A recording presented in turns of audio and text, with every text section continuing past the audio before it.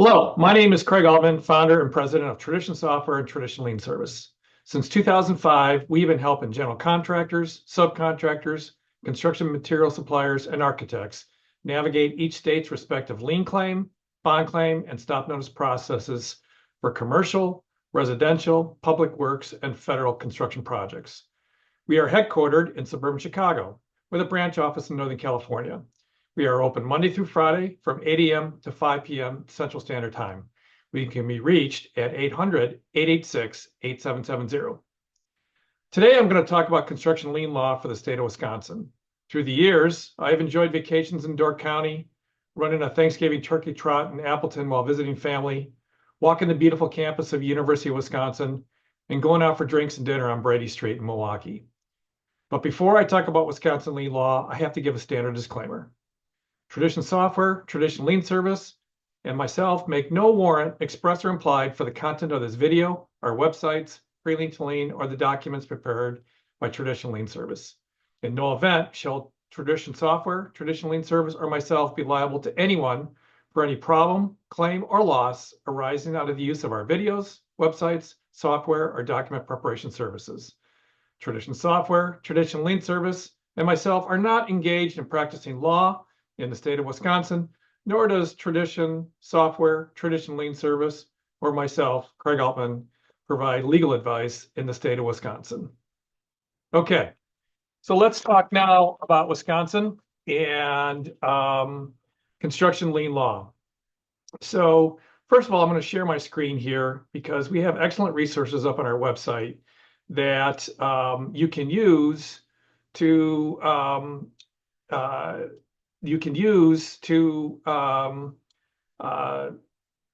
get what you need in terms of construction lien law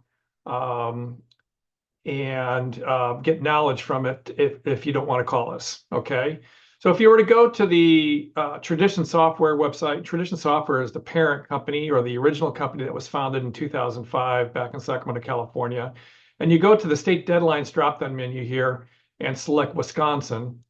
You are going to get a nice one-page screen. It's going to basically break down what construction lien law means for both general contractors and subcontractors, which also includes suppliers and architects, as it relates to whether a first notice is required, whether a lien warning or notice of intent is required, and finally, what the legal issues are related to deadlines and so forth for recording a construction lien. Now, Wisconsin does have a law on the books that requires a first notice. It's required of both general contractors and subcontractors. I got to be real honest with you. In my 21 years and working in national construction lien law, I have rarely seen subcontractors take advantage of the subcontractor identification notice. What I see more often is for general contractors to include in their standard contract a prime contractor notice of lien rights, which basically notifies whoever they're doing work for as a general that their property could be liened at a future point in time if payment is not made on a timely basis for the construction-related improvements, okay? But in Wisconsin, what is really critical for both general contractors and subcontractors is the actual notice of intention to file a claim for lien. This is required for both general contractors and subcontractors, and specifically, it must, and I stress must with a capital M, be done before a claim of lien is recorded with the circuit court for each respective county. And basically, it's a 30-day notice that must be delivered by certified mail to legal parties. In this case, I'm going to show you one that's for a general contractor going to the property owner here. And you can see here in the bottom where I've got, a notice made in terms of or documentation made in terms of the certified number that I used. And I have blurred out the legal parties and the company that we worked on behalf of for this notice. But, here's the thing. This has to not only be done, but if you go to record a lien after 30 days, you've actually got to provide a scan of this notice along with proof that you sent the document by USPS certified mail. Okay, that's got to be included with any kind of lien filing that is done. Okay, so assuming then that you gave your notice within 30 days before recording a lien, okay, you then have a deadline to actually record a lien. And unfortunately, companies will typically look at their AR or accounts receivable and then go, oh my gosh, Joe Smith hasn't paid his bills and they're 4 months out, or Joe Smith hasn't paid our bills and they're 8 months out. And we want to have money for the Christmas party. Well, the reality is, folks, is that there is a deadline to record a lien, and that's documented both on Tradition software, and I should stress also too, it's documented on Tradition Lien Service also, where you can see the deadlines here. And the deadline is basically 6 months for both general contractors and subcontractors to record a lien against a property. Okay. And if we were to look then at the document that you record, this is an example of a prime contractor claim of lien.